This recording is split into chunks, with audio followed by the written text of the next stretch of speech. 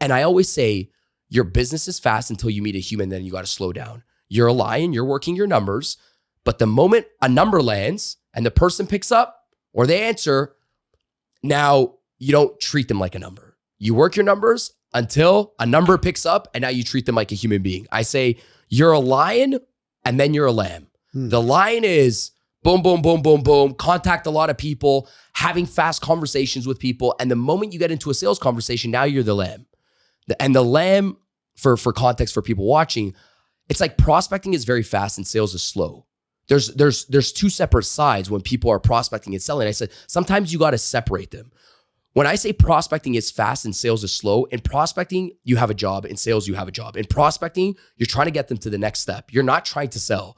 When people don't understand that, they get caught up and they get sales anxiety. So when they're at Starbucks and all they need to do is get somebody to a meeting, they start product puking and everything because they don't know, oh, I'm supposed to be selling right now. No, what you're supposed to be doing is prospecting, and that's fast. So when they ask you a question and they say, well, I don't have time to do something like this, prospecting is fast, where it means, no, that's exactly why I wanted you to come out. I think there would be some good ideas. So you have it in the back of your pocket for the future when you need a little bit more time. Welcome to the Excellence Project. My name is Eric Worre, and today I have Daniel G. He is the author of the new book, The Sales Game, How to Become a World-Class Closer in the 21st Century to Sell Anyone Without Being Aggressive.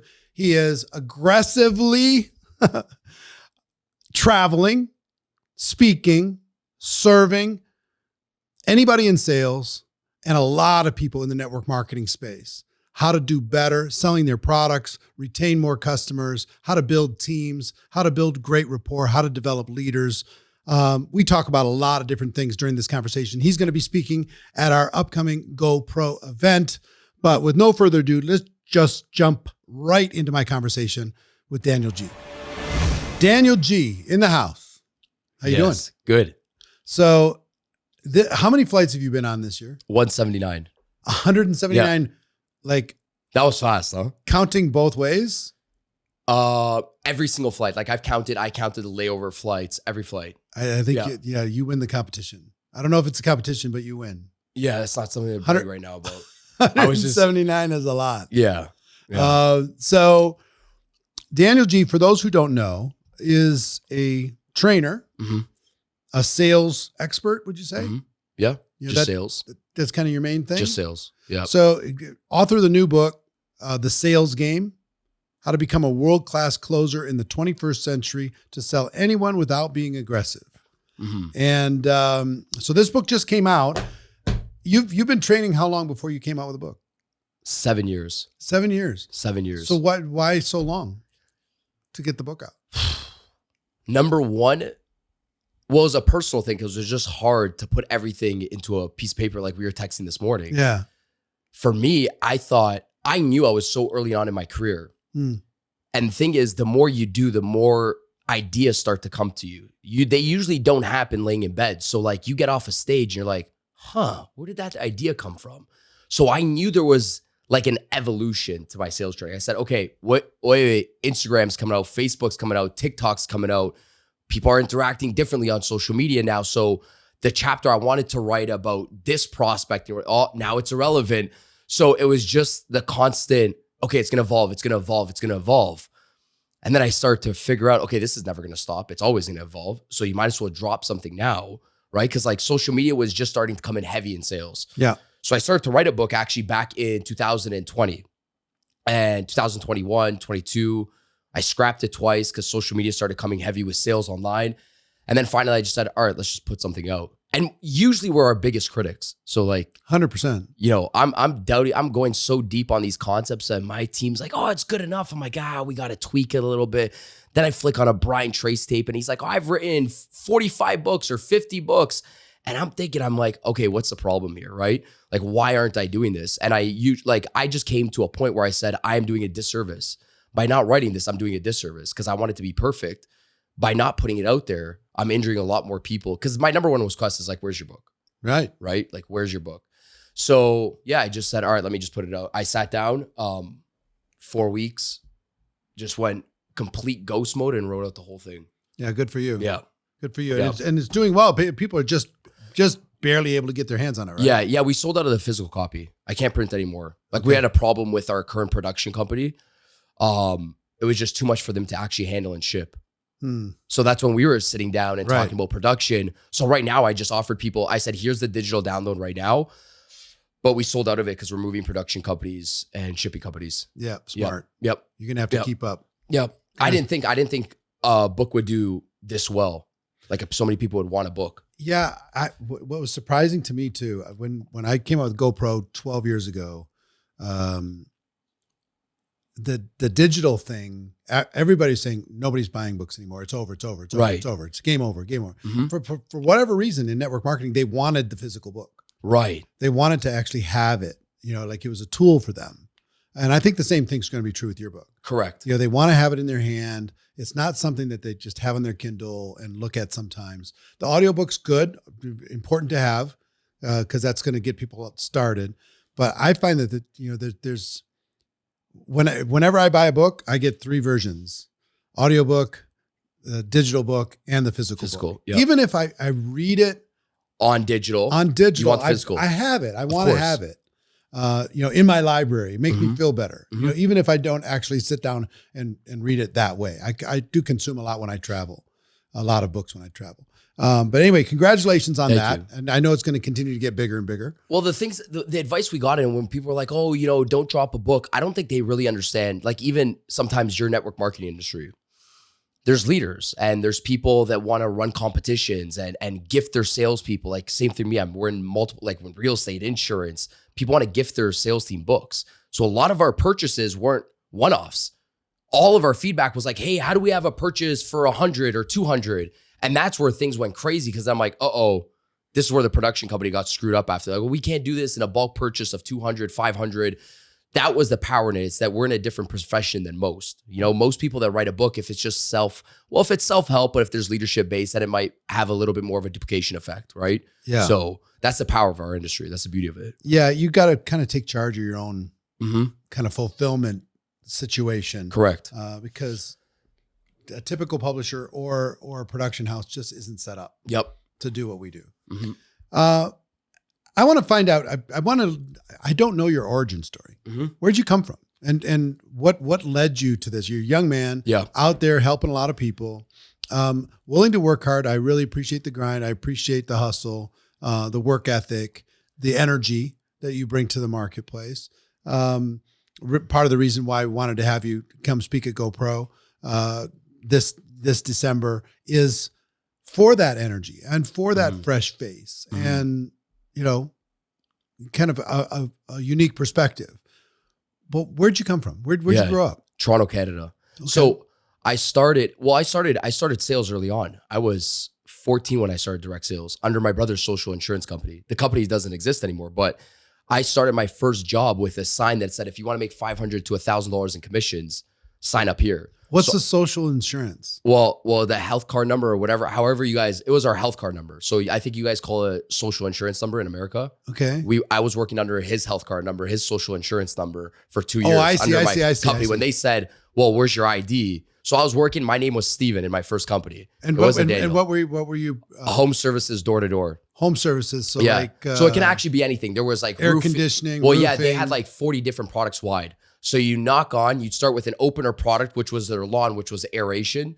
So we'd poke holes in people's grass for it to breathe because we had horrible lawns in Toronto, Canada after winter. So we'd start with that opening sale. And then after that, you sit down with the homeowner. Oh, you got it, a leak or a roof leak or the case, isn't it? Just trickle on with the upsells. So I was hooked. After 14, man, I made my first commission check the first weekend I went to go work. Friday, Saturday, Sunday, I made $850 Canadian.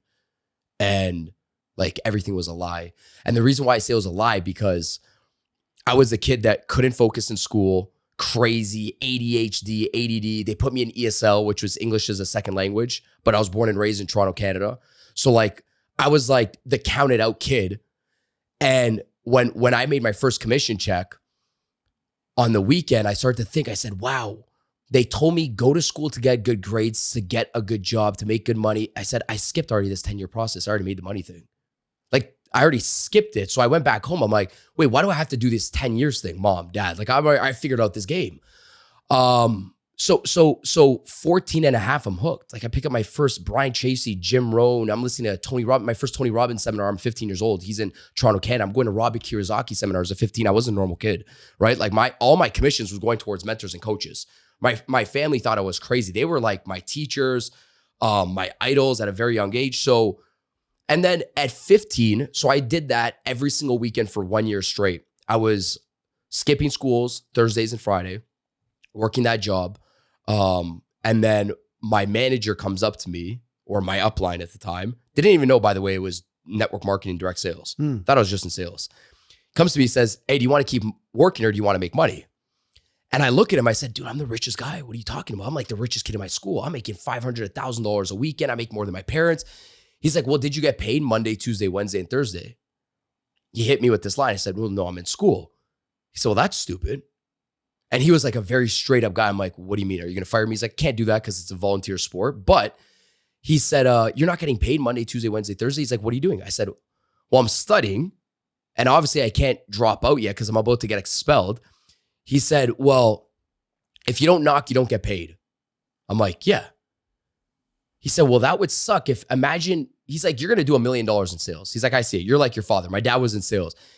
He said, you will be a millionaire, but he's like, you'll probably be a failed millionaire. And I said, well, what do you mean?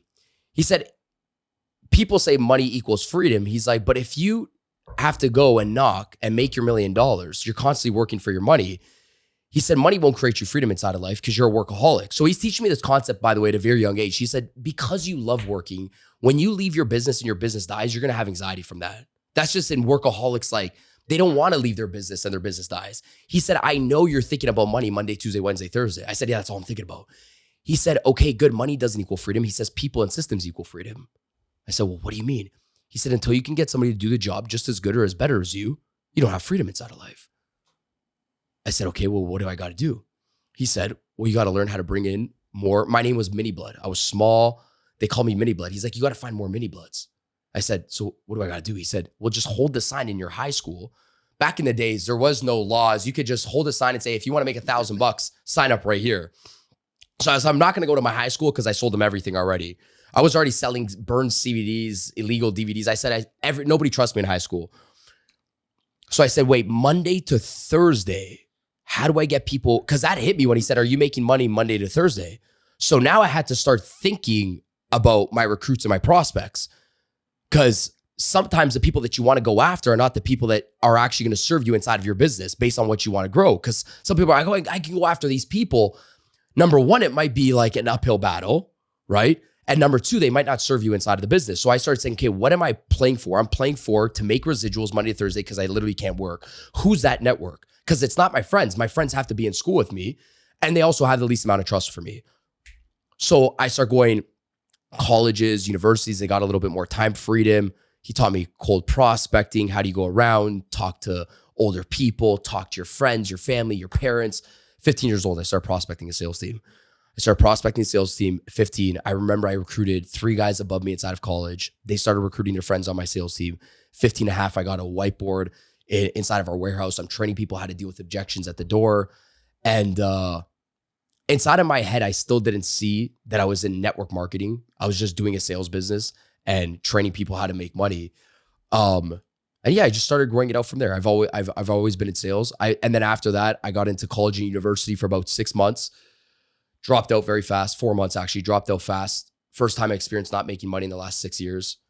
Like I was making money for 6 years straight. And I was doing extraordinarily well, actually. Like I was making, well, I was young, but I was making. Did you do anything with the money? What did you do with it? You spend it all? Yeah, I spent all the money. Yeah. But now when you ask me what I did with it, I had a bad addiction of sports gambling. Young. So when people ask me, they say, well, how did you spend it all? Well, my brother was 18. And in Canada, you're allowed to gamble at the age of 18. So I was using my brother, thing called money lines. I was using my brother to go buy the tickets. I would fill out the money lines. So I started early on, gambling early on. I figured out the goods, the do's and don'ts of gambling, you know? So, but yeah, I spent all the money. Spent Tough all the game money. to beat. Yeah, spent all the money in gambling. 19, 18, get inside of college, university. Professor says, hey, if you guys are here to make money right away outside of college, university, this is not the program for you. This is an equalizer. And I'm looking at this guy. I said, okay, I'm going to believe in this guy. This was an international economics class. I said, this guy's telling me I'm not going to become rich coming out of here. I better trust him. He's probably right. But I said, I was well on the way of the age of 21, 22 to make good money. Why'd I stop? Like, who sold me out of my business? I started thinking about like, how did somebody sell me into this? Because somebody sold me back into college. So I dropped right out. I got right back into sales. I got back into direct sales. And I landed a very good gig after 2 years of working at direct sales gig. I landed a medical device sales gig. And I was an account manager for a medical device sales company at a very young age. I was 20 years old. And I did that for about 5 years straight. Did extraordinarily well. Was a lone wolf. Couldn't build out a sales team, which I was doing in the beginning of my career. Mm-hmm. So I missed it. So for 5 years, I'm living a good life, but the money's good, but it got boring. My life was a lot more exciting when I had people around me winning with people. And I was bored. Like my last year, I was leaving at like 700 and something on commissions when I left, and I was young, but I was bored. And I looked to left and right of me at these conventions. We were in San Diego at my last convention. I'm looking at all these people and they're all dead. And I remember my first conventions inside of my company, everybody was lit up because everybody was in it to win with each other. But since everybody was lone wolves at these conventions, the energy was, oh my God, I want to do this by the age of like 50, 60. I want to be like that guy on stage. So I went back into it. I said, well, how do I build out a team again? Because I realized that what gave me the most energy. So I left my sales business. I went back to my parents. I said, hey, listen, I'm good. I have my dream cars, paid off their mortgages. I was young. My friends are just finishing university. I'm well beyond everybody at my age. 24, I was wearing a 3-piece suit selling doctors, medical device equipment, living a good life. I was living in another city in Canada. I said, I'm going to open up a company. They're like, well, what's that? I said, a sales agency. And they said, well, what the heck does that mean? I said, companies need salespeople. I've been training salespeople since I was 15 years old. I know how to train people in colleges and universities how to make a sale. I said, I'll train salespeople and I'll outsource them to companies that need salespeople. I'll become the recruiter. I'll play the middleman. Companies need salespeople. I'll outsource salespeople. There's more. There are online companies and SaaS companies coming out. Just, it never stops, like you leave university, your parents are going to have some sort of talk, but they're like, oh, you're doing good. You got back, you're doing amazing, making hundreds of thousands of dollars a year. I'm like, oh, I can always go back. In my head, I knew I was never going back. Right. So we opened up an agency, and that's how I got back into the space, on the online space. I started serving entrepreneurs that needed salespeople. We opened up an office in Toronto, Canada. And the way I got into sales training, it was never a thing, by the way, that I ever wanted to do. Like, I didn't think I was going to be a sales trainer and a sales expert. I was already doing it with my teams. And I started filming it online on Instagram. We had like 3,000, 4,000 followers. And people on Instagram would come in, oh, can you train my team or my company? And it just had a duplication effect. There was no strategy towards it. And then one day somebody came inside of my office and he said, older guy in the space, he's been training sales for a while. He was in Toronto, Canada. We had a meeting. He seen me train my sales team. And my sales team was on fire, like Wolf of Wall Street type of environment. He said, dude, if you don't go do this to the world, you'll be the best sales trainer that the world's never heard of. I'm like, Locked the keys, gave them to my business partner. I said, we're going on the road for the next 5 years. So that's everything that happened now. So we spent our life on the road for the last 5-6 years now, training salespeople, still run the agency, still have an agency when people need salespeople for online businesses. Is that based in Canada? Or? Yep. 2 offices in Toronto, Canada. Okay. Still have it with a business partner. Okay. And the business partner runs that? Yeah, I'm completely insignificant inside the business. So I know people shoot for significance, where they're like, they want to be a significant. I go into my business and people will tell me, why are you wearing shorts? And the kids that we're hiring don't even know that I write them a paycheck, which I remember that happened once. I say the story sometimes. It happened 2 Decembers ago. A kid came in, I walked inside. He said, hey man, the policy is, dress pants and a dress shirt, whatever the case is. And I wanted to like throw my laptop at him. And I said, sit down. I went to my business partner and I was about to get mad. I said, this is everything a business owner ever dreams of. You want to become insignificant. That's when they don't know who the person is, who the leader is. So I scaled that out really well with trainings and systems and softwares and tools, so people can come in, and I'm not even the face of the training anymore. My business partner is. So yeah, that's great. Allows us to give us the freedom to do this. Yeah. So in the last 5 years, you've spoken to lots and lots of audiences, different types, top to bottom. I'm curious what you've picked up, because I mean, the foundation of what we do in the network marketing space is selling. Yep. Nothing happens. Nobody gets paid anything unless a product sells to a customer. But we also sell ideas. We sell the idea of entrepreneurship. We sell the idea of being an independent contractor. We sell the idea of duplication, the idea of becoming a leader, those different types of things. So I was always kind of uncomfortable selling a product, but I was okay selling an idea. It was easier for me than a physical product. Like knocking on a door, it's terrifying to me. Right. I had early in my career, I had a very short stint knocking on doors, and I got chased by a Doberman that almost took my head off. And that was it. That planted the seed in my mind. Like, this is dangerous. This is scary, and on cue, the dog started barking. So for me, I do think sales is absolutely critical. Yep. What did you learn? Because I mean, you knew how to sell and you knew how to teach people how to sell. But in the last 5 years of all these audiences, I'm curious, what are you seeing as far as trends and what's working, what isn't, what are the constants, what's staying the same? Well, the process, like the concepts will stay the same inside of sales. Like you don't change that. Like nobody reworks the concepts inside of sales.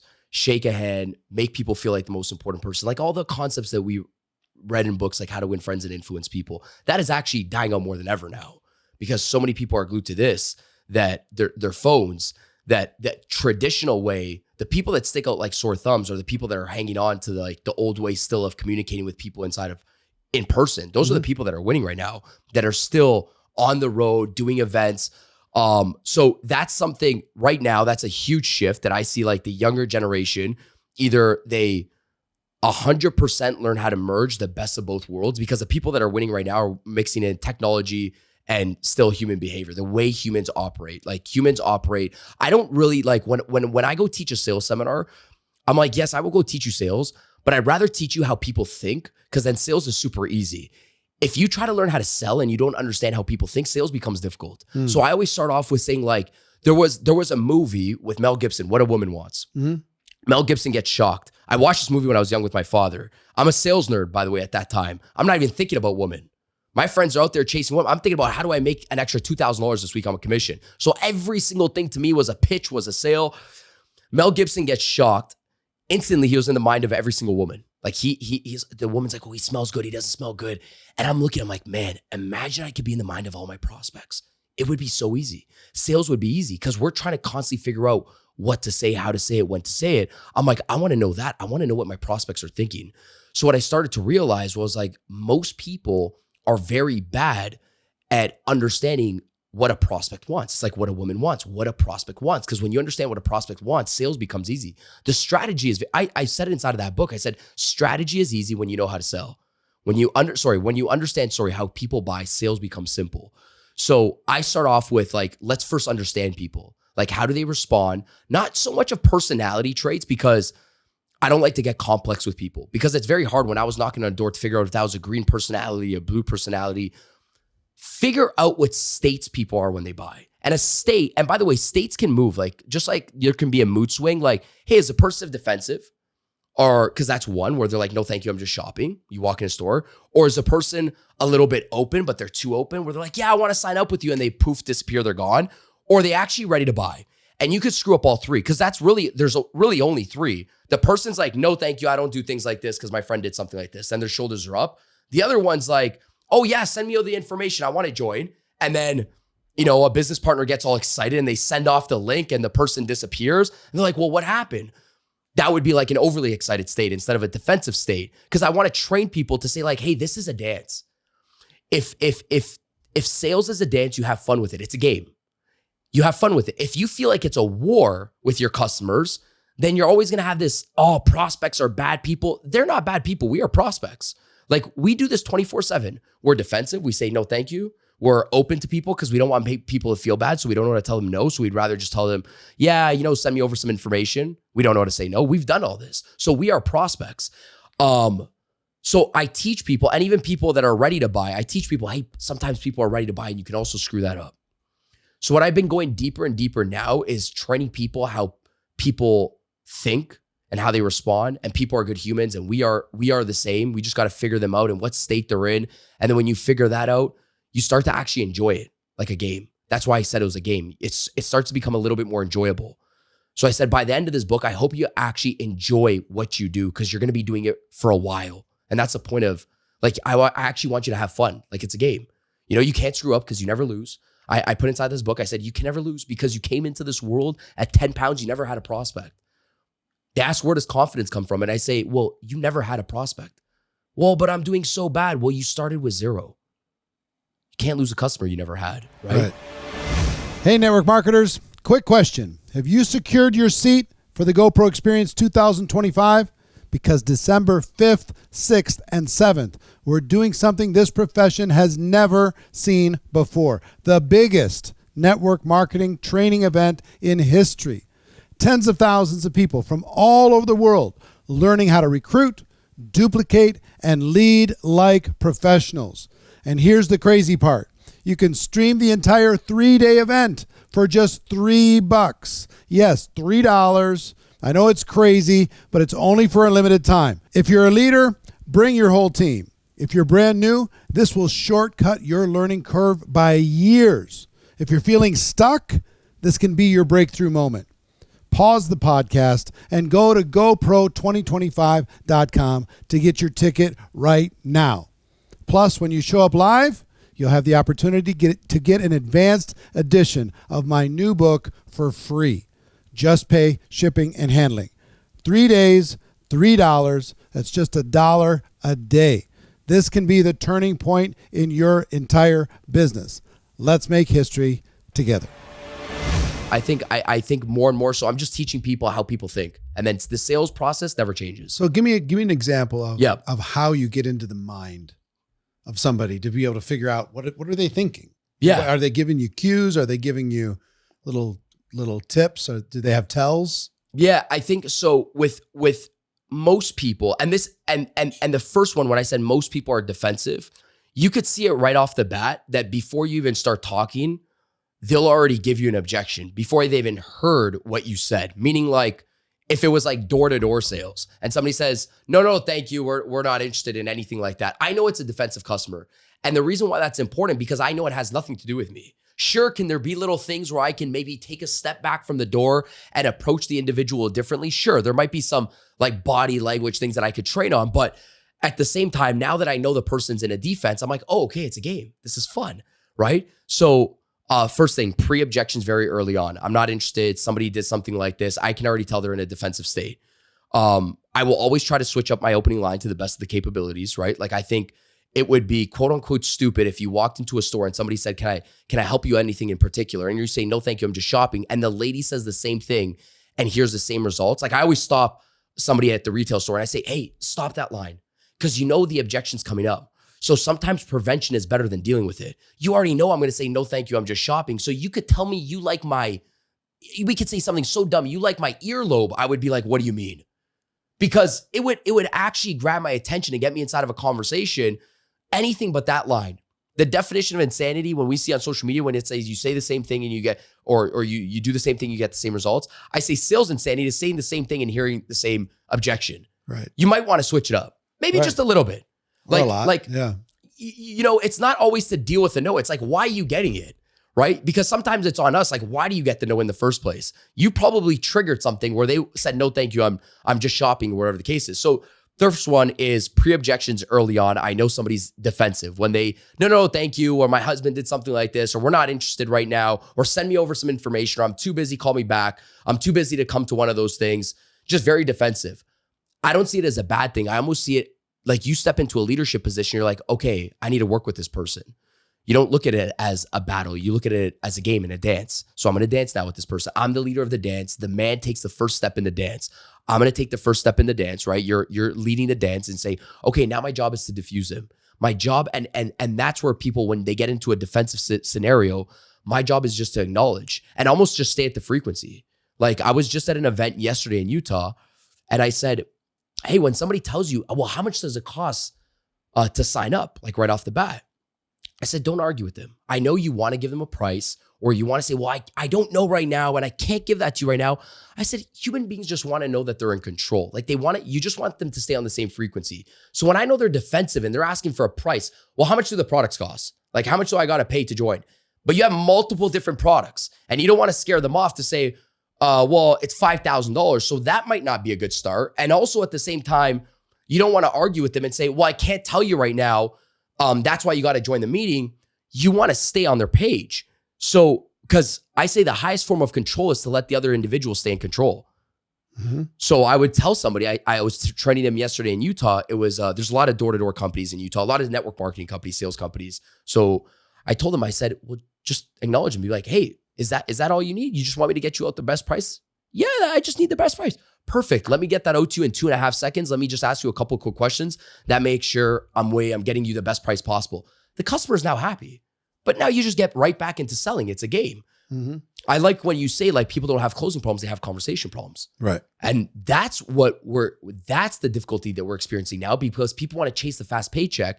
And I always say your business is fast until you meet a human, then you got to slow down. You're a lion, you're working your numbers, but the moment a number lands and the person picks up or they answer, now you don't treat them like a number. You work your numbers until a number picks up and now you treat them like a human being. I say you're a lion and then you're a lamb. The lion is boom, boom, boom, boom, boom, contact a lot of people, having fast conversations with people. And the moment you get into a sales conversation, now you're the lamb.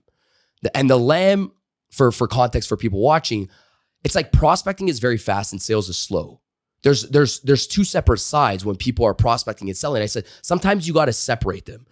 When I say prospecting is fast and sales is slow, in prospecting, you have a job. In sales, you have a job. In prospecting, you're trying to get them to the next step. You're not trying to sell. When people don't understand that, they get caught up and they get sales anxiety. So when they're at Starbucks and all they need to do is get somebody to a meeting, they start product puking and everything because they don't know, oh, I'm supposed to be selling right now. No, what you're supposed to be doing is prospecting, and that's fast. So when they ask you a question and they say, well, I don't have time to do something like this, prospecting is fast, where it means, no, that's exactly why I wanted you to come out. I think there would be some good ideas. So you have it in the back of your pocket for the future when you need a little bit more time. That's fast. But when they give you that same objection in sales, when I say sales is slow, I mean, now you're trying to get to the truth, meaning it's slow now. Now, when they give me the exact same objection on a sales call, look, they gave me an objection in prospecting phase, which was, I don't have time. My job, my initial step is saying, okay, I just got to get this person to a meeting. That's it. I'm not even good at this. My mentor's good at this. So all I got to do is remember, hey, that's the only reason why I want to show you a couple quick ideas, blah, blah, blah, maybe to free up your time in the future. That means you're just trying to get them there. But if that same objection happens in a sales scenario where the person says, yeah, I just don't have time right now, or I need some time to think about it, now I'm going into lamb mode. And lamb mode is like, okay, let's get to the bare naked truth of this. Like, let's go a little bit deeper. Before like trying to rush this or being like, well, that's exactly why you should join, to get back your time. I know we want to say it and it's good on a video, but in reality, you're trying to figure out, okay, this might be the problem. So like now you're a lamb. What do you mean you don't have time? Nice. How long haven't you had time for? Like, what is that affecting? Like, what if you did have time, what would you do? Now I'm becoming the lamb because I'm going a little bit deeper. And I say great, effective communicators seek to understand, and they always want to figure, like they get inside the no, then handling the no first. Like, I think somebody that just wants to try to close a sale, they're trying to handle it with this rebuttal. And I'm in sales and I love rebuttals. I can give people rebuttals left, right, and center. But I say, I think a lamb tries to get inside of it and they try to dig for it a little bit more and say, what else? What do you mean? Like, you don't have money? Like, describe that to me a little bit. And you have a level of concern, right? I heard this, and we know the stat inside of a lot of sales industries go wide where it says, you got to follow up with somebody 6, 7, 8. What's the stat inside of network marketing usually? 4 to 6 if it's in person. In person. Yeah, 4 to 6 physical. Physical. Way more than that digital. So I like stats. So let's say I come in, my mentor tells me, and the stat is a stat because that is the stat of the average wide. That's what it takes for somebody to close somebody out on average. So me, I'm a competitor. So now when I go in, I say, okay, I always ask people, what's the stat? Well, the stat is about 8. Okay, great. So in my head, I say the stat's 8. Why? I've questioned things since I was young, by the way. I've questioned follow-up from my mentor since I was young, because he said sometimes you're going to have to come back to this home. And I'd always be like, but I don't want to come back to the home. So how do I get better here? And so I look at sales and I say, okay, let's say the average follow-up is 6 to 8 between a lot of industries wide. While you're selling water or health and protein, it's 6 to 8. Now, here's the rule and the golden rule of follow-up. You're following up as to the reason as to why they couldn't get started. Like you're following up with them and saying, hey, Mary, by the way, I have a couple new ideas, right, for you. I'd love to sit down with you and your husband. And you're following up. The rule of follow-up is usually follow-up on the objection as to why they couldn't start, right? So you have something, you have a new idea, you're always following up to sweeten up the pot. Then I said, but what if, and I think I put inside the book, let's see, when we talk, I have a new idea that I want to put inside, but I said, what if that salesperson was following up with the wrong objection because they didn't get inside of the no, and then they're following up with, well, hey, have you spoken to your wife? And the guy sitting there being like, this guy's so dumb. It has nothing to do with my wife. I could do this without my wife, or vice versa. I could do this without my husband. The salesperson almost starts to look like an amateur in follow-up. So of course it would take longer. See, that's the important rule of follow-up. It will take longer if you don't follow up with the truth. So my job has always been like, even if you have to follow up 4, 5, 6, 7, which you probably will, 5, 6, 7, 8 times, as long as you're following up with the truth, you now look like an expert advisor. Because if you're following up with something that was a lie, you look like an amateur now, because that's where follow-up becomes annoying. Well, let me comment on something. Right. I think your intention matters. Like, Correct. I'll give you an example. There are some people who teach how to go pick up women, right? How to go pick them up, take them out, and go home and sleep with them that night. That's one intention. Another is to meet someone, develop a relationship, build rapport, maybe as a long-term as your wife. Different intentions, right? And a different process. So one is just like straight go for it. And the other one is like, let's have coffee and let's go to another environment. We'll have lunch and then let's go to a movie, and then I'll go to your house. You come to my house and we meet the parents, and it's all these different environments. Let's go walk in the park and let's go on a vacation. Let's take a weekend and go somewhere. All these different types of things, completely different intention. So like in network marketing, that take them home, like a one night stand type of situation, that's not going to be good for your business, because, they may become a customer, but then feel icky about the process and walk away. You want somebody longer term that might even turn into a distributor. So you want to court them a bit and build real rapport, real relationship, real friendship with them, which I like the prospecting fast and sales slow thing, especially if you have long-term intentions. Correct. If you want them to be a customer long-term, then you might want to let it take a while, for them to get comfortable with you. They got to get comfortable with the idea. Do I want to start my own business? That sounds intimidating. I don't know if I have time. I've got other things going on in my life. People might judge me. It's going to be something unusual. They got to get comfortable with that. Then they got to get comfortable with you. Can they make money with you? They got to get comfortable with network marketing. They got to get comfortable with your company, get comfortable with your products. They might want to use the products. Let that be slow, but reach them quickly. Yes. To start it. I try to say, go from exposure to exposure to exposure. Your goal is education. Correct. Once a person really fully becomes educated. And same things with men and women. When you fully get educated about that guy or about that woman, then you've seen all sides. You've seen in all environments. Then you're like, now you can make a real decision. But on one night you can't. I mean, you can make a decision if you're going to have fun that night, but that's it. Correct. And you don't even want to see each other the next day. Or if, no, that's not my intention. My intention is something a little different. Then it's a slower game. But it's a better game, I think, longer term. Yeah. And that's what I grew up with my father being in sales and watching not just him in sales, but like with friends, like operate with friends, how they build relationships. They go to each other's houses, and the way they talk to individuals. And, I have clients that have done billions that we've serviced inside of our agency. And one day I'm in Toronto, Canada, and this guy has probably collected over $1 billion in net worth. I just met him, new friend of mine. We're a month in. I'm serving him inside of his business, helping him grow another side of his business now. And I'm in Toronto, Canada, visiting my family. And he calls me and he says, hey, how are things? I'm good. What's up with you? Da, da, da, da. I thought he, like right away, I said, hey, what do you need help on? Right? Because we're in this environment where it's like, what's up? He's like, no, I just watched your story. You're in Toronto, Canada. Yeah. Tell your mom I said hi. I hang up the phone. Say, Mark says hi. Oh, tell Mark I said hi. And then I started to think, wow, there's the difference. None of my friends that are young would ever, like, just out of the blue call, tell your mother I said, he doesn't even know my mom. And I said, that's the lamb. That's why he's done. He could say, I'm not the sales guy, but that's why he's done $1 billion. Call it relationship sales.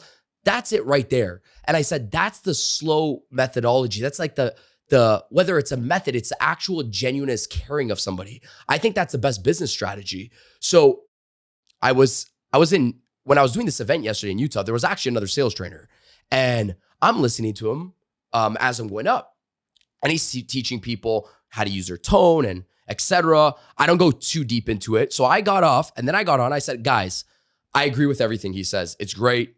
Use great tones and everything. I think it works. You know, you lower your voice, up your voice. I said, throughout this talk, you're going to see me inflict my tone and lower and get silent and stuff. I said, I do it subconsciously. So I said, it's great. But I said, can I give you guys the first tone that is the most important tone? I said, it's actually giving a crap about your customer. And when people feel that, that is the best tonality inside of sales. I said, if all fails, you being in it for your customer, people can feel it. When you say, Margaret, take your time, or what do you mean by that? And they just feel the realness from you, people will open up. That's the best tone that you can ever have. And I said, that doesn't need a strategy. That just, you sit down and say, okay, wait, I'm actually going to care about people. I'm going to try to get down to their truths, what they're actually struggling with, share them some more information. And the beauty about that is this, not all humans in your prospects are the same. Some other people need more time. Some other people want to run fast and go right away. So I know I shelf people in life and inside of business. Okay, this is where this person stays on my shelf inside of life. They're a little bit of a naysayer, but they're part of my family. So we're going to shelf them right here. This is where they are, right? I'm going to shelf this person right here. They ask for money. I shelf everybody. This person motivates me. I want to spend more time around them. Same thing with prospects. You have to shelf your prospects. Hey, this person needs a little bit of time. This person, they're a little bit defensive right now. They told me, no, thank you. I'm never doing something like this. I'll follow up with them January 1st and check in with them January 1st. Hey, how's your health and fitness? Because everybody wants to change January 1st, which, by the way, that's a good tip for everybody watching. I have this tip where I say, in prospecting, it's like we always constantly get beat up, right? It's like, no, no, no, no, no. I say, imagine you had this list cooking for January 1st, because I say people want to change their goals. And usually sales is slow in the beginning of, the new year. But I said, when do people want to lose more weight and make more money? From the 1st to the 14th. Great. Most people here watching sell a product that makes people more money and or makes them a lot healthier. I said, what's the best time to check in with these people? Probably on January 1st. So I said, let's go against the wave. I know companies, sometimes their sales go slow, but how about if you were prospecting throughout the year and every time you got beat up during prospecting where people told you no, you just did this inside of your little CRM or organization sheet or your notebook. You just move them to your January 1st list.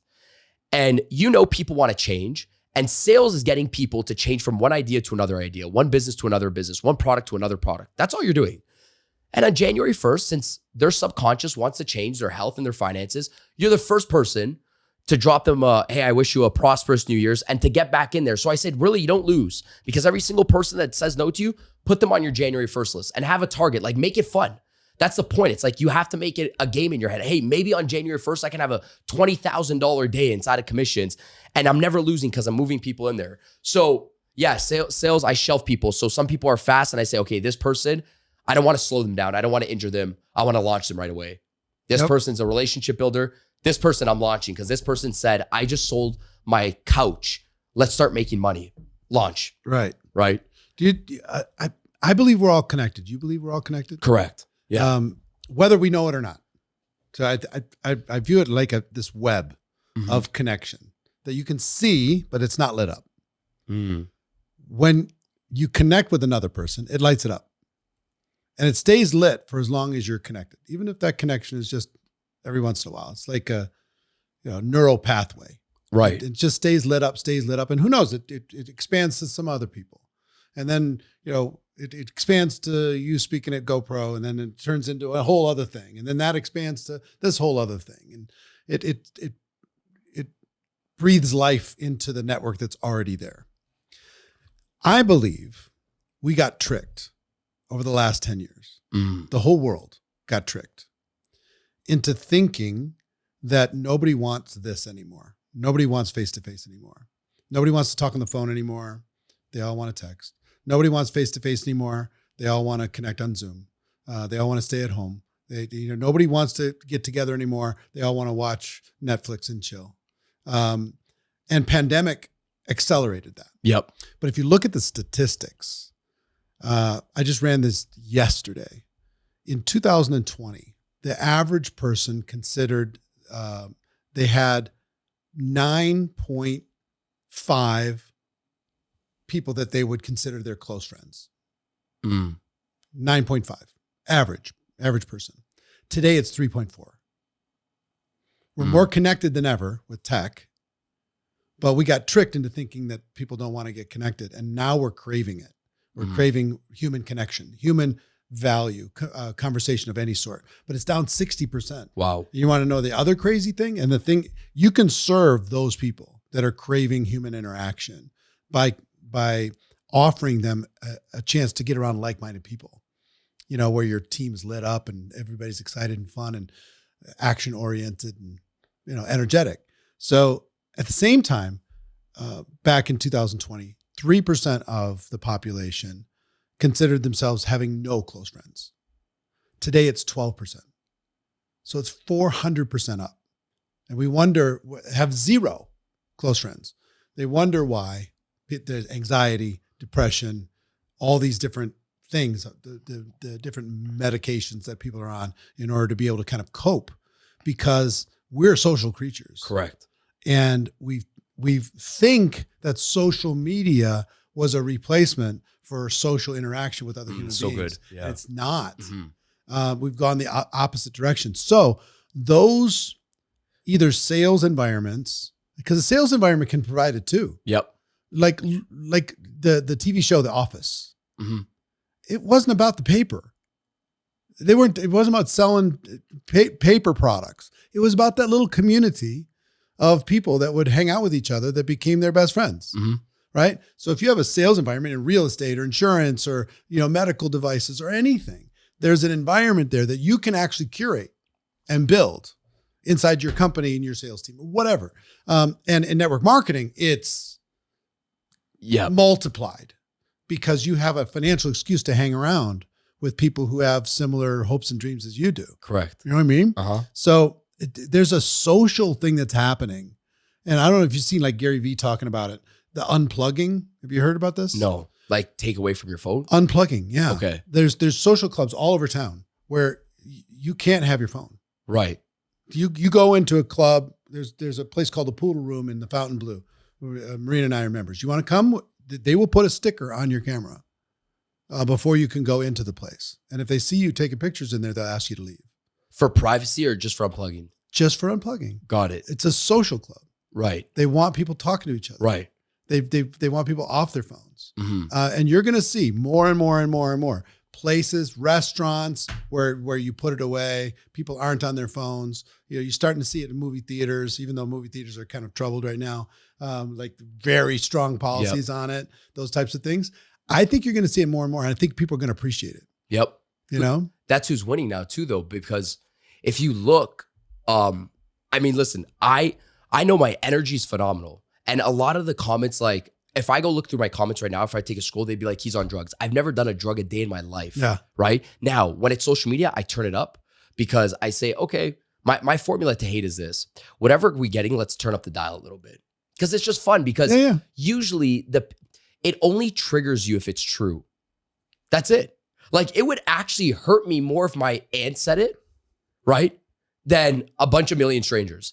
There's only two things that would trigger you more. It was the closest people around you or if it's true. You get hate?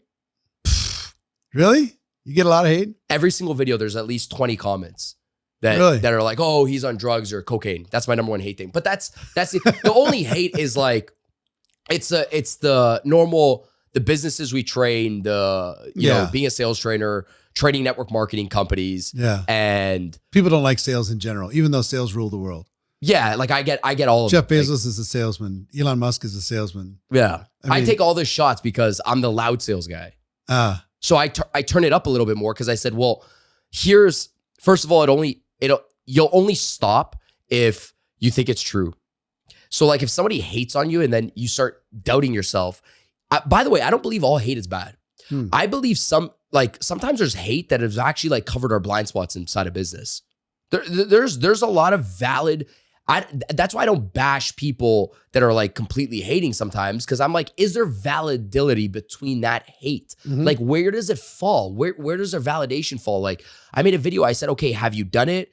Do you know the stats? Have you had somebody that done it? I want to know the validation of hate. So I don't think it's all bad, but the ones that I know that are just lies, when somebody says, oh, he's on drugs, I say, okay, let's turn it up a little bit, because the algorithm likes, sometimes I'm a geek with branding and marketing. I say it likes when people engage and comment.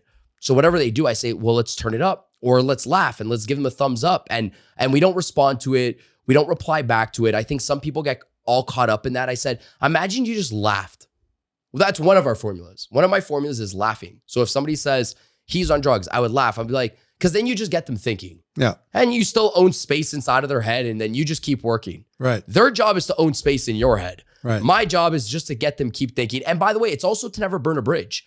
If you're in business long enough, your job is just to keep them in the proximity community. You never know who circles back inside of the community. There's a lot of people I met that said, hey, dude, I didn't like you. Hey, you keep working, and people come in. Oh, keep wow, he never stops. Yeah. So why I said the energy part, I said, okay, I know I have great energy. And the reason being is because I'm very present with people.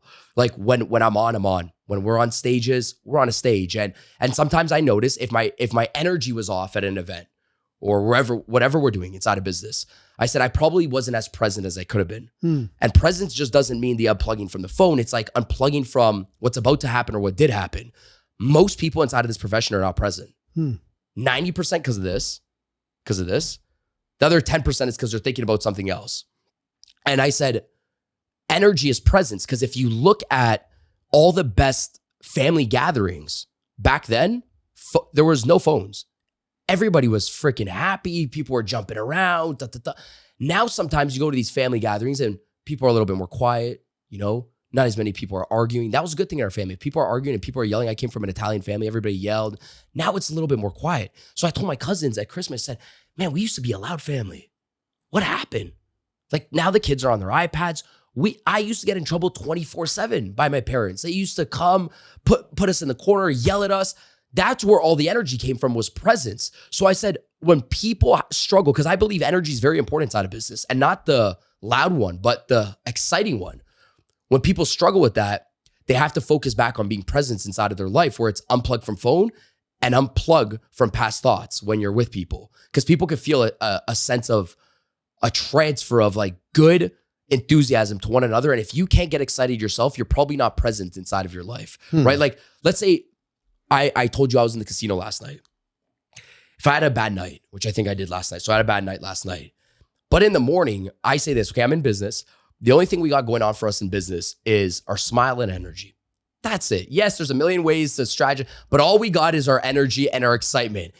Like, you can't walk inside of an elevator if you're in business and you say, I want to go build a network marketing business. And then inside of your head say, well, nobody wants to do it in Vegas. Well, you're not going to win, because the only thought that you have is like, well, let me just go in and light people's day up. Hey, nice shoes. You will have a better chance of saying, hey, by the way, there's somebody here that wants to do it, rather than saying there's nobody here that wants to do it. So I always think to myself, I said, okay, I had a bad night last night, but I'm in business. The only thing I have going for me is my energy, a good, charisma, a smile, a compliment to somebody. So I have the ability inside of business for me to reset my presence very fast. And I think for some people, their presence doesn't get reset. So or it's an expectation. Like if their expectations aren't met, or somebody hates on them, or somebody discourages them, or criticizes them. Correct. They put too much weight on it. They give it too much emphasis. Right. It's and I think we're hardwired to pay more attention to a negative than a positive. 100%. You know, if you get 10 positive reviews on your book and one negative, Mm-hmm. you're reading the one negative. Mm-hmm. You're probably skimming the 10 positives. And that's the same thing true in your life. People give compliments all day. One person criticizes one thing. Right. You know, all you got to do, you know, it's like, I would joke with my wife, all you have to do to have somebody change their clothes is you say, you're going to wear that? That's it. That's it. I was just joking. It was just a joke. Nope. They're changing. Especially if it's a lady. They're Don't changing. ever say that to a lady. They're changing 100% of the time. So, and even if it's just like having, you know, just goofing around, the same thing's true with us. How did you learn how to kind of like post and ghost? How did you learn how to turn it up? I mean, if people are going to think it anyway, let them really think it. Right. Because I'll give you a comment that I got. Grant Cardone's very good at this. Right. He catches a lot of hate, Mm-hmm. a lot of heat, and he really doesn't care. And I've talked to him privately about it. I like, so what's your, he said, what's your unsubscribe rate on your email? I said, I don't know. He said, you should know. I said, why should you know? Because yours is probably too low. I said, what do you mean too low? He said, I shoot to have a higher unsubscribe rate to my email than anybody else. Uh-huh. It's my goal. Mm-hmm. To get them to unsubscribe, or because if they unsubscribe, they're not going to be a buyer anyway. Right. Or they're all in. Right. They're either all in or they're all out. I'm Correct. okay Mm-hmm. with both. Mm-hmm. I'm going to tell them exactly what I'm, you know, and I try to find this balance. I feel like in my position, you know, trying to serve the whole network marketing profession, all the companies and stuff, that I'm trying to be a friend to everybody. Yeah. You know, when I first sat down with Gary Vaynerchuk, 2009, and said, you know, hey, I want to do what you're doing with wine. He was doing at the time. I want to do that with network marketing. And he gave me, you know, a couple hours of his consulting time, and he wanted me to bash, like go hard. Right. On anything you don't like in network marketing, go hard on it. Just Mm-hmm. go ham. Just bash their faces in. And I'm like, man, we catch so much heat already. I want to just unite people. I want to just encourage people. Yeah. You know. So I decided not to bash. Mm. But same thing with him and like cursing or Mm-hmm. Grant's strong opinions or going hard on the Republican side. Yep. He's gonna lose all the Democrats. Yep. He's okay with that. Yep. Because he's going to gain more in the Republicans than he loses in Democrats. Mm-hmm. Like, oh, okay. So on one side, I feel like I'd like to do that. And the other side, I feel like I would be polarizing my audience. What's your opinion? Your position is different. I think I'll tell you why, because I feel like there's people that there's only like one Eric for network marketing. Yeah. So if you're gone, then who do they really go to? Because it would actually sometimes, like, we don't talk about anything politics, religion. I don't get involved in anything political. The reason being is because I made a focus to say I'm going to serve people inside of sales. But you're going to be unapologetically energetic. Yes, 100%. So, and say what you want. You know, In my business aspect. Yep. Whatever you want. Yep. I'm going to be that person. I'm not going to tone myself down 100%. to make somebody else feel more. Aside from, and who wants people to tone down anyway? Here's the only adjustment that I've ever made was the cursing. That's the adjustment. Mm-hmm. And there's a reason being, because when your goal is to serve, just like that's what I was going on with this. When your goal, let's say my goal was, okay, I want to serve 100 million people, which impact is almost impossible now to measure. Yeah. It's very hard actually. When you get big, it's hard to measure your impact after. True. But I started to say, okay, yes, cursing, people like it. You know, I get fired up, cool, great, makes content great, by the way. People don't understand that. Again, I came in the perfect sweet spot where the reason why I was destroying my space is because I came in right when branding came in. And I was on YouTube since I was 15. People don't know this. I was already in front of a camera. Like I'm amazing on this camera. You put a camera on, boom, I'm on. I don't say things twice, third. I love it. Right? I was better at that sometimes than talking to people on one-on-one sales after, right? So I understood branding. I said, okay, what do these people want? They want something, because I grew up watching Gary. Crazy guy, psychopath, good. People love it, shareable. People are hating. He loves it. He's turning up the dial. However, let's say with cursing. So where's my balance? when I know it's going to injure my impact on a long-term scale, I will stop, because I said, okay, so the cursing thing, great, social media, sometimes whatever, it'll be a little bit, but we'll chop a lot of stuff out, and I'll stop cursing 95% of the time. Mm-hmm. The reason being is because it will injure impact on a that we could serve a lot more people, because some people would just X you out. Right. So that's the same way with talking about political factors inside of the news. Like, there's just things where it's like, number one, I'm not a news outlet, first of all. Like, that's why I don't, like, I right now, but if I shift my vision, I think when your vision is so crystal clear, you know the content that you could deliver. So when people say, well, I'm getting into what the Grant's talking about politics, but I seen that his vision has shifted, and you've seen his shift into a political shift. So that's why he started getting involved in politics. He had to have a very like strong opinion inside of politics. But I'm like, I'm not going to get paid for this. And that's not my shift right now. So I'm going to lose 50% of my people, gain 50% of my people. But those 50% of people that were watching me and were already buying from me, it would be dumb if my vision is not to become a politician right now. Mm-hmm. So that was kind of is it going to lose me the business that I currently have? And I think I would, if I felt like it was going to lose me the business that I currently have, then I wouldn't do it, because I know me amping up on social media is not going to turn off the people that are already following me right now. Yeah. It might piss off the haters. So my thing was, inside of our social media, was whatever people don't like, first, let's listen to the people that are close to us, our community, like our friends. I do a lot of check-ins with my friends that are leaders inside of the space. Hey man, how are you liking things? Like, what do you think about my stuff? I like to get some feedback. Hey, what do you think about it right now? Go check back my videos. Or like, I think great feedback is when there's other people in your industry. There's feedback to look for. And I think people get discouraged from the wrong feedback. I think, or they get encouraged by the wrong feedback too as well. When their friends are like, you're doing amazing, but their friend is broke. I like when the A players are giving you a check mark. Yeah. So I say, oh, stuff's going good. A players are giving us a check mark. Things are going good, right? Like that's the job. The job of influence is like, how do you get in the room with the A players? If you can do it with the A players, the B and C players are very easy to help them out. But if you can help out and if you can get the attention of the A players, you're doing a good job. So I like to see, hey, what are my friends thinking? What are they posting and resharing? How are they responding to things? Okay, good. We're on the right track.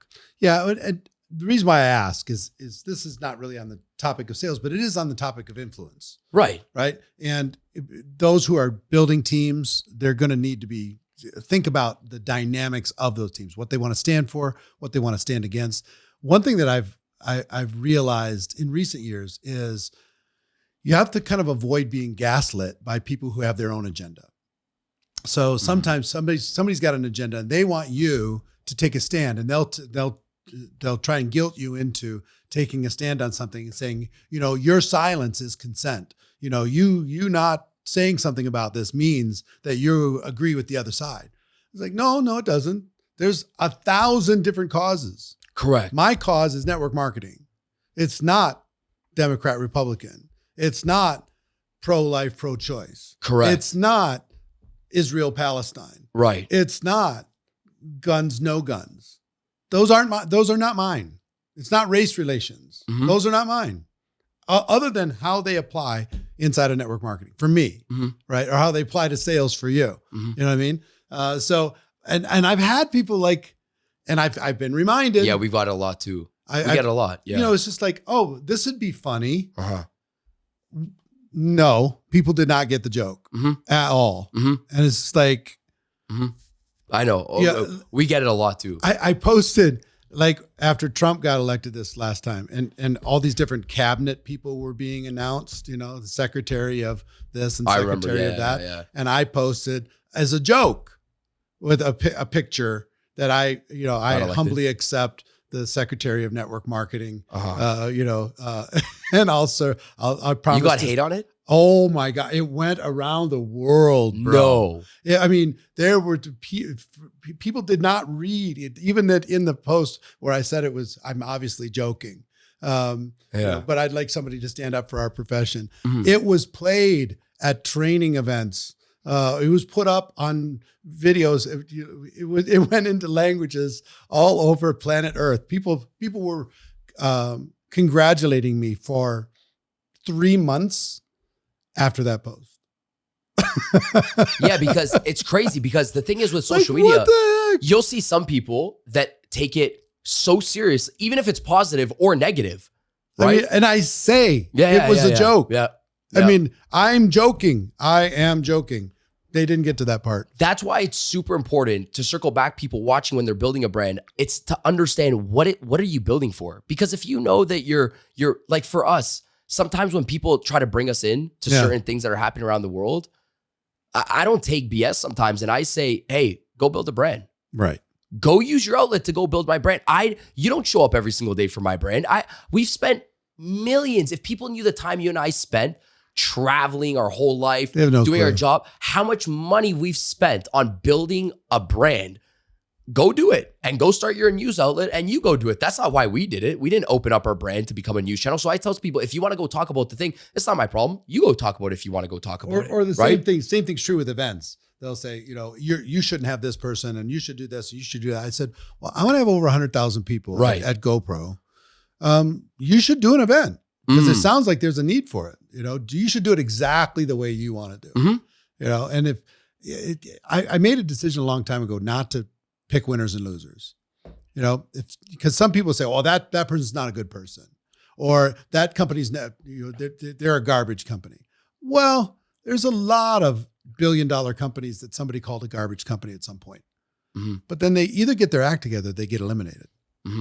So I'm gonna judge based upon let the market do that. I don't need to be the judge and jury. I'm gonna try and be encouraging to as many people as possible, unless it's obvious. That they're trying to hurt people. If I'm gonna buy into somebody's intention, and a lot of times they're gonna speak one thing, and it's gonna take a while for reality to show up to what their vision was. But a lot of people were criticizing Amazon for 20 years. Before, are you ever going to make a profit? And they're like, yeah, well, you watch. Well, it's I let everything ride out inside of business. Because I think even inside of our business, like I was young when I got inside of the space. So I never got emotional about like the feedback from people at the top, because I said, no, they're supposed to. Like when you manage expectations, that's where you become detached from people's emotions and their criticism, because I said, actually, they're supposed to hate me right now, or they're supposed to have a certain thought of me. Good. It's my job to stay in this for 10, 15, 20, 30 years. That's my job. So then eventually, the kid's working. Like, man, I had everybody, Eric, like think of it. I came in the space early on. Maybe you see me when I was young too as well. I've been at your studio when I was building out my career with companies. I said, your job inside of this game is to build, if you got a good product or you're great at what you do, mine was sales training and I'm a fantastic sales trainer. I said, great, you're supposed to be a little bit defensive, but that's part of the game. My game is to loosen you up a little and keep doing what I do and keep operating. Cause like I always tell my team when they're, that guy's good or that guy's, I said, just give it some time. And we don't have to, I'm slow to collaborate with people because I say, let's give him some time. Who knows? Because a lot of the people are in just as fast as they're out. Somebody blows up every single week. I say, you got to give this person time. I got to see how they deal with this, with whatever it is, even if it's network marketing, attrition or money. Just give them time with money. Like that's the scariest one. It's not when the person's broke. It's give that person some time with money too as well. Yeah. Because sometimes we're quick to put people on because they made a little bit of money. Give some time people with money, because for me, I tell people, okay, if you're early on sales, your income is your income if you've been making it for like the last 6 months to a year. Don't tell me your income's $100,000 a month. You did it once. Like, let's look at the last 6 to 12 months. So that's in sales. But then when you're like a leader, I say when that person gets a $150,000 check at the end of the month or $250,000 check means nothing. Give the person time, because now like there's a lot more power and responsibility with that money. And that is 10 times harder than being broke. Yeah. Especially quick money. Fast money. That's the hardest thing in the world. And if they don't feel like they're truly worth a big business, you could see that. Like, a lot of people, crazy, just even looking back at your GoPro events, okay? And no names, just looking back at your GoPro events. Friends of mine, I seen speak very early on, and then people disappear. And then you're like, what happened with this person? And it comes down to almost, I'm actually looking at a mug that says believe. I said, this person probably didn't feel like they believed like they were worth a bigger business than what they got. So when they got the $100,000 check, they got so excited They either got through the roof or they didn't believe that, hey, this is a real business now. I'm going to treat it like a real business, because somebody that believes they're worth more inside of the future looks at that $100,000 and says, oh, this is a business. Let me go treat it like a business. I feel like I'm worth $1 million a month. And if you felt like you're worth $1 million a month, you would be like guys like your friend Sandro and your student stuff. You would be like guys like that treat it like a business. Because when you get the check, amateurs look at their ranks and commissions just at the money symbol. I think professionals look at it like it's like a sign. And you could see two different operators inside a business. One, like an amateur collects a check and like, woo, I made 27,000, go blow it. The professional looks at the check and says, this is a sign that whatever we did worked out in the past. Let's double down on that. Let's get our systems tighter. This was just a sign. The paycheck's just a sign. When you make $100,000, to me, it's a sign, right? And that's where true leaders are born, because I have this methodology. I said, that's where their hunger in their eyes are born, where you're like, in the beginning, listen, I get crazier and crazier every year. I don't know what it is, but my energy goes up every year. If I were to look at videos now before, my energy keeps increasing. And usually by everybody around me, they said, it's going to slow down. It's going to slow down. It's going to slow down. I said, only based on two things. Health, number one, which I figured out very early on, because I looked at all the people above me. I said, I'm not going to play this reverse game, meaning going to make all the money and then have to go back. Like, my business is led by my body. So I'm going to make sure I play that. And then I'm also going to make sure that the money inside of my business that I get is a sign that whatever we're doing is working. Because if you treat it as a sign, then you're going to keep going. So I told my family, it was 2 Christmases ago, if, people ask you like, hey, you've done so well, you should slow down. Or like, you should get a family. I said, guys, listen, I said, great advice. Not for me, but great advice. I said, I love kids. You bring me around kids. I play with kids 24/7. I love families. I'm a family man with everybody in my family. I said, but here's the deal. When we first started building this out, just like any single person in sales or network marketing, you're building with this. Hopefully it works out. This thing works out for the first year to 2 years. You're like, hopefully somebody just buys one product from me, or somebody says, Daniel, you can go speak. I told them, I said, I was speaking for 1,000, 2,000, 3,000 free, put me there. So I said, now that it's worked, I said, you think I'm going to slow down? I said, my eyes just seen that it worked out. I'm going to speed it up a little bit more. I said, maybe you guys seen just the money, but I seen it worked in my head. That's all I need. Like, I sold a water bottle. It worked. Let me go double down the work ethic. I said, if you guys thought I was crazy before, I might get a little bit crazier now, right? I said, because that's my season of my life. If I'm like, right now is that season to go a little bit harder and duplicate the work ethic, we're going to duplicate it. And there's going to be a time where we've done it enough and there's enough leverage where there's a family that comes involved. But I'm not going to let my balance be the same as somebody else's balance inside of life, right? Like there's two separate, balance is not equal between everybody. No, it's not. No. Everybody has different cycles. Like a lady asked me, when are you going to have a kid on stage yesterday? She's like, are you going to have kids? I asked her, I said, do you have kids? She said, yeah. I said, how old? She said 2 and 4. I said, listen, my friend has a 4-year-old or 5-year-old. When I spend time with this kid, he is crazy. Like, how does this guy have more energy than me, this kid? I said, would you agree that their work? She said, yes. I said, okay, a lot of work. She said, yes. And I said, would you agree that it's another job? You're another leadership position? Yes. I said, okay, perfect. I said, ma'am, I've done 177 flights this year. I said, it would be not impossible, but I said it would be a disservice to bring a human being inside of this life where I can't go put in work inside of that individual, give them attention because I'm working this right now. I said, right now at the season of my life that I'm owning, so I don't have anxiety trying to be like, I should be this person and that person. This is the season that I chose. This is what I'm doing. When that season's done, we wrap it up and then we go do this. I said, you know why people quit business? Because they try to live so many seasons. I said, just pick one. Yeah. And then if you say world's #1 sales trainer, world is a big word. That means there might not be social life in world. If you said Toronto's biggest sales trainer, there might be balance there. So just watch what you ask for, because then you got to go all in with that season and don't try to create anxiety around it. Make sense? Yeah. Pitbull is a friend. Wow. Yeah. And I was chatting with him, talking about, he was putting out an album. He was in Las Vegas doing a residency, flying to Miami to do the next evening, back to Vegas to do the next night. So, Thursday night, Vegas, Friday night, Miami, Saturday night, Vegas, Sunday, London, Monday, I think Colombia. Whoa. And then Tuesday, he was like on a Carnival cruise ship or something doing some concert. And he said, yeah, this Mr. Worldwide thing, be careful what you ask for. Wow. So it's just like, but and imagine these guys like, yeah, that's like every time I think I'm working hard, then I compare myself to Dana White, or I compare myself to, like Pitbull or Steve Aoki's a neighbor, the DJ. yeah.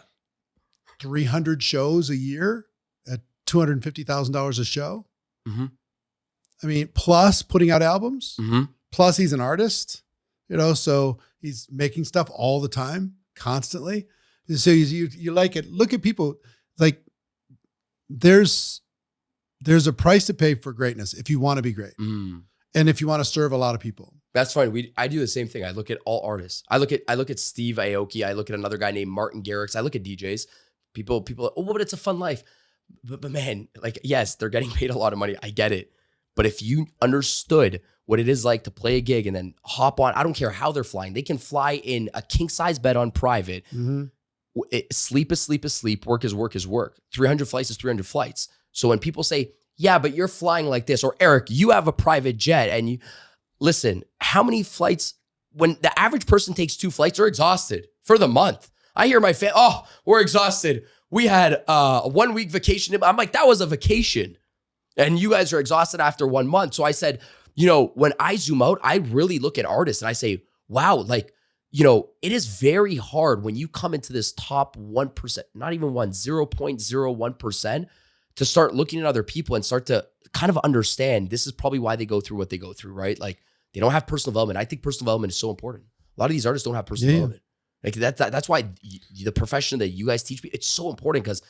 Well, and also there's a time to run. I mean, if you're an actor, actress, and you win an Academy Award, it's time to make movies. Yep. It's time to crank out a bunch of movies for the next 2-3 years because you just won an Academy Award. You get to have your choice of great films to be able to be a part of. So if you don't have it, you got all kinds of time. Mm-hmm. Right. But again, balancing all this different stuff out, I think it's a constant. You're when it comes to your family and stuff, you're a young man. Yeah. So you have a lot of experience for a young man, but you're still a young man. I think you got to choose your life. Mm-hmm. And once you choose your life, there's going to be push and pull, and you can examine. I look at my life in like 5-year chunks. I'll look at this 5 years. It's what I'm prepared to do mentally, physically, spiritually, whatever, energetically. And then, I can feel it when there's a pivot coming. I'm feeling one right now. I'm in one kind of a transition phase to a different energy. And most of the time I'm playing too small. Mm. I mean, I've achieved, what a lot of people would call success, but I get around these bigger thinkers. You go spend 3-4 days with Richard Branson, you go, oh, there's levels. Mm-hmm. There's levels to this stuff. You talk with a Dana White and you go, okay, this guy is having so much fun and at the same time, just not giving a shit what anybody else thinks. Yeah. About anything. It's like they uncap when you're around them, they just have this lid where it's just open. They piss me off. Yeah. But it's a good piss off. Yes. I like that burn. Mm-hmm. It happened last. Listen, is it weird that even when I was at the casino last night, like I was getting mad when I was looking at tables and people were losing or winning $50,000 to $100,000. Yeah. Like this. I turned to my friend. I said, you want to know what the problem is? The problem is not that I lost 20,000. Here's the biggest problem is that I'm a little bit mad. I said, that's a problem. Then I'm mad that I lost $20,000, $20,000. I said, that guy lost 50, 100 in 3 minutes and probably lost $1 million tonight and we don't even know. I said, we are playing so small. I want to walk out of this casino having the ability to lose $1 million And it doesn't faze me. Like, you know, when you go in a shop, you don't look at the price tag. Okay, cool. We passed that. I said, I want to walk out of the casino and lose $1 million, and it doesn't faze me. That's why I think what you like the events, getting around other people. When people say proximity is power, your brain just has to see it. That's it. You want to hear a crazy gambling story? Is Dana White loves to gamble. Right. His goal is to play $1 million a hand. He can't get a casino to let him do it. He wants to have a $30 million credit line and play $1 million a hand. And you know, nobody will give million it to per him. hand. Million per hand. Nobody in Vegas will do it. Nobody in Vegas will do it. That's his goal. His goal is to let him do it, because he'll win one hand and walk out. Right. And they don't want that. Right. You know, so anyway. He'll win one and walk out? Yeah. He's up, he says he's up like 16 million this year. Wow. He'll go in and make, you know, 200 grand, 400 grand, walk out, and he'll be done. But anyway, goals, right? It's like different goals. That's a goal for him that he's trying to unlock. Let me ask you this. I know you got a heart out. I do too. Tell people why GoPro is going to be so special this year. December 5th, 6th, and 7th. People can go to GoPro2025.com and learn more about it. But instead of a $300 ticket, for a limited time, very limited time, people can get a ticket for $3, $1 a day, watch it at home, watch it from anywhere in the world, 6 different languages, English, Spanish, French, German, Italian, Polish. You're going to be there for the 3 days. I'm going to be there. Top earners in the world are going to be there. Why should everybody else get registered? I would say one thing right now. I'm going to give my perspective of doing events. We do a lot of events per year, maybe 100. I don't know what it is, but a lot of them are paid for events, virtually and in person.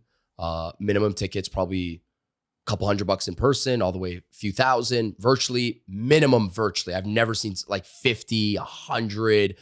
And then what I started to notice was this. Like, you look at the GoPro lineup of all income earners, and then you look at coaches like myself, and I have courses and books. What the secret is this, what people don't understand why events are so important.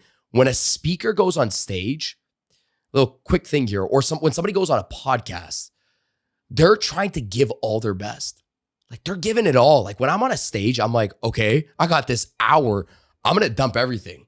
So when you say, Daniel, GoPro 2-3 days, come pour on prospecting, sales, my head's going, all right, seminar, let me dump it all in here as if it's my $10,000 masterclass in 3 days right there, right? And then you come back and you say it's $3.